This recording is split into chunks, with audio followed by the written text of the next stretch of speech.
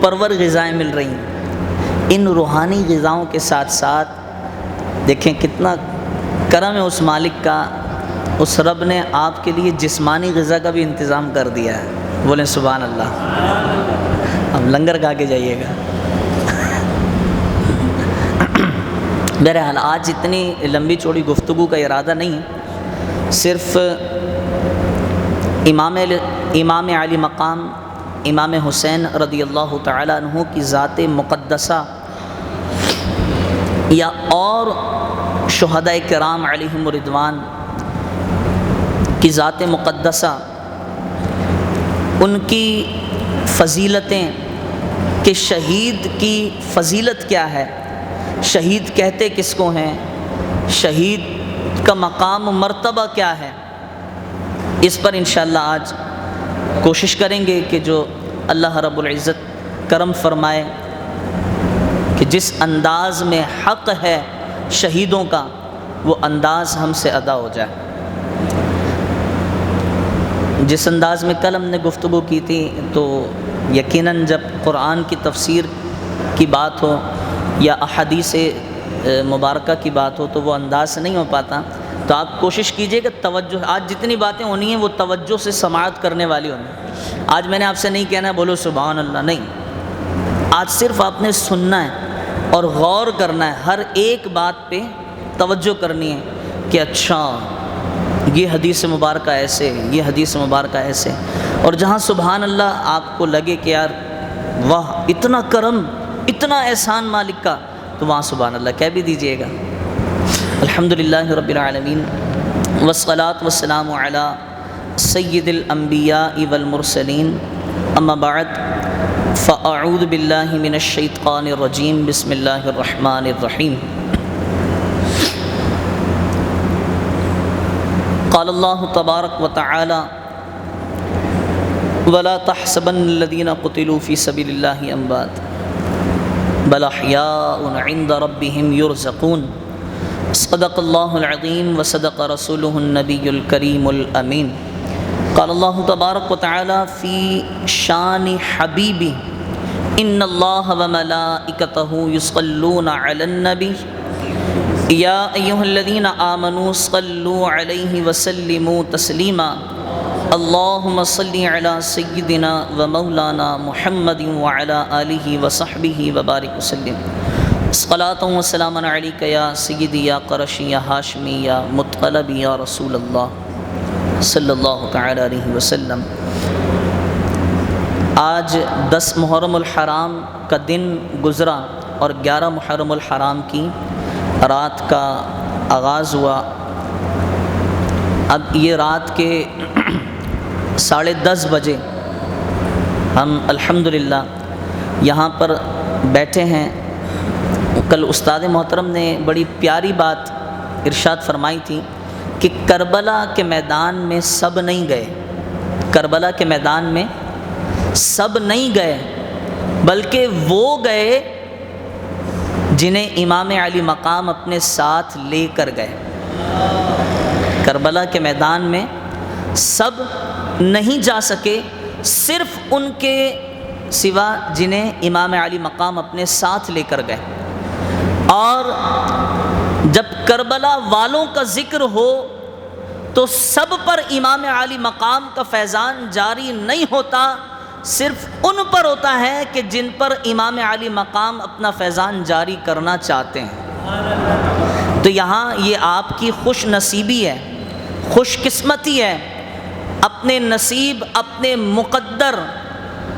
پر رشک کریں کہ آج ہمارا مقدر کتنا چمک اٹھا ہے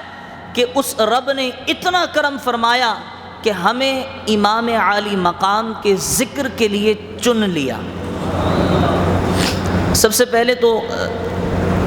آیت مقدسہ جو میں نے تلاوت کی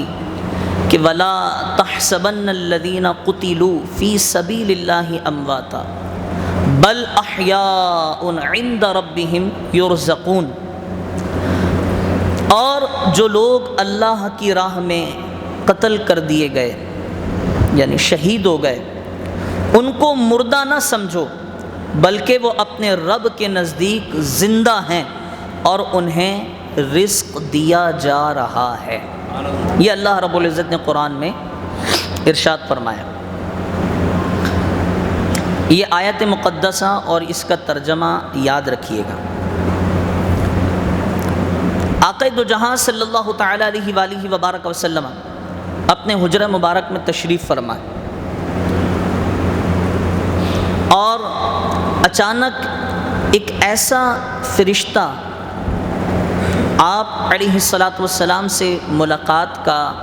شرف حاصل کرنے آیا جو اس سے پہلے کبھی زمین پر نہیں اترا تھا۔ آپ نے ملاقات فرمائی اور اس فرشتے نے آپ کو یہ خبر دی، اس فرشتے نے آپ کو یہ خبر دی کہ یا رسول اللہ، ایک وقت ایسا آئے گا کہ جب آپ کے وہ نواسے جنہیں آپ شدت سے پیار کرتے ہیں، محبت کرتے ہیں،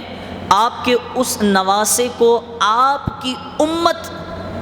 بے دردی کے ساتھ قتل کر دے گی۔ اے میرے کریم آقا، وہ مقام کوئی اور مقام نہیں بلکہ اس مقام کا نام کرب و بلا ہوگا۔ المختصر، اور پھر اس مقام جہاں پر یہ واقعہ ہوگا اس مقام کی مٹی بھی وہ فرشتہ حضور علیہ الصلوۃ والسلام کی بارگاہ میں لے آیا۔ اب یہ خبر فرشتے نے آقا دو جہاں صلی اللہ علیہ وسلم کی بارگاہ میں عرض کر دی۔ حضور علیہ الصلوۃ والسلام کی ازواج مطہرات میں سے میرے کریم آقا علیہ الصلوۃ والسلام نے صرف ایک زوجہ محترمہ جن کا نام حضرت ام سلمہ رضی اللہ تعالی عنہا، آپ کو یہ خبر بتائی، اور وہ جو مٹی جس شیشی میں تھی وہ مٹی میرے کریم آقا علیہ الصلوۃ والسلام نے حضرت ام سلمہ رضی اللہ تعالی عنہا کے حوالے کر دی کہ ام سلمہ، ایک وقت ایسا آئے گا کہ میرے یہ جو نواسے ہیں حسین، ان کو اور ان کی آل کو، ان کی بیویوں کو، ان پر سختیاں کی جائیں گی، قیدی بنا لیے جائیں گے، کچھ شہید کر دیے جائیں گے۔ تب یہ جو مٹی ہے اس کا رنگ سرخ ہو جائے گا۔ اب اس نقطے پر غور کیجئے گا، میرے کریم آقا علیہ الصلوۃ والسلام نے اور دیگر ازواج مطہرات بھی حیات ہیں، لیکن خبر کس کو دی ہے؟ صرف حضرت ام سلمہ رضی اللہ تعالی عنہا، خبر صرف ان کو دی ہے، دیگر ازواج مطہرات بھی حیات ہیں۔ اب سلسلہ یہ تھا کہ کریم آقا علیہ الصلوۃ والسلام امام عالی مقام سے جس انداز میں محبت کیا کرتے تھے، اب اس محبت کی شدت میں اضافہ ہو گیا۔ جب حضور علیہ الصلوۃ والسلام امام عالی مقام کے پیشانی مبارک کا بوسہ لیا کرتے تھے، اب اس خبر کے ملنے کے بعد حضور علیہ الصلوۃ والسلام امام علی مقام کی گردن مبارک کا بوسہ لیا کرنے لگے۔ جب ملاقات ہوتی، جب آپ سیدہ فاطمہ الزہرا رضی اللہ تعالی عنہا کے گھر مبارک سے تشریف لاتے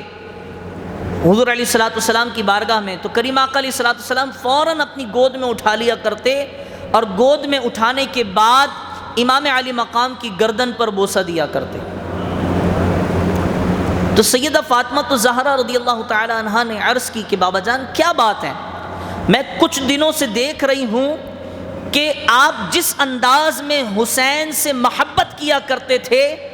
اب کچھ دنوں سے اس محبت میں اضافہ ہو گیا ہے۔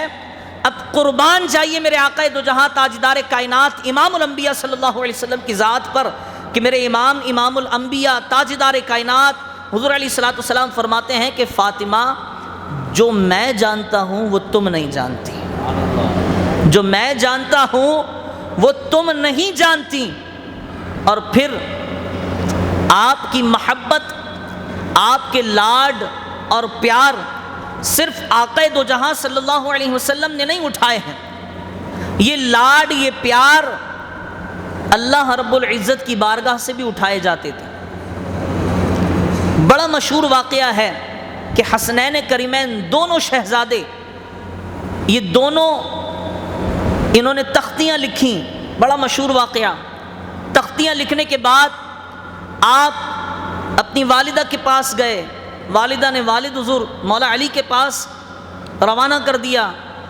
پھر ان کے پاس گئے، مولا علی کرم اللہ تعالی وجہہ الکریم نے آپ دونوں کو امام الانبیاء، تاجدار کائنات، تاجدار ختم نبوت حضور علیہ الصلوۃ والسلام کی بارگاہ میں روانہ کر دیا کہ بھئی ہم اس چیز کا فیصلہ نہیں کر سکتے، اگر ہم نے فیصلہ کیا تو کسی ایک کا دل ٹوٹ جائے گا،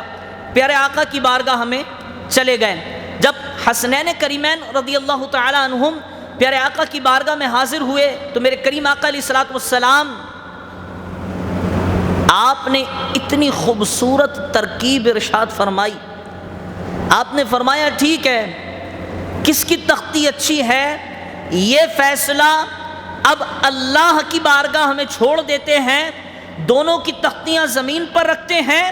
اور دونوں کی تختیاں زمین پر رکھنے کے بعد ایک سیب ہوا میں اچھالتے ہیں، جس کی تختی پر وہ سیب گرے گا اس کی تختی اچھی ہوگی۔ اب رب کی غیرت کو یہ گوارا نہیں تھا کہ ایک شہزادے کی تختی پر سیب گرے اور دوسرے شہزادے کا دل دکھے، تو اللہ رب العزت نے جیسے وہ سیب ہوا میں گیا، حضرت جبریل امین علیہ الصلوۃ والسلام کو حکم ارشاد فرمایا کہ جبریل بس اب جلدی سے زمین پر روانہ ہو جاؤ، اور وہ سیب جو میرے محبوب نے ہوا میں اچھالا ہے اس سیب کو 2 ٹکڑے کر دو، اور ایک سیب کا ٹکڑا حسن کی تختی پر گرانا اور ایک سیب کا ٹکڑا حسین کی تختی پر گرانا۔ تو لاڈ تو سیدہ فاطمہ الزہرا رضی اللہ تعالی عنہا نے ہی نہیں، مولا کائنات نے ہی نہیں، امام الانبیاء نے ہی نہیں، بلکہ خود رب نے، حضور علیہ الصلوۃ والسلام کے پیارے اللہ نے آپ کے نواسوں کے لاڈ اٹھائے۔ اب وہ اس نقطے کی طرف چلیے کہ حضور علیہ الصلوۃ والسلام نے یہ خبر کہ ایسا ایسا ہوگا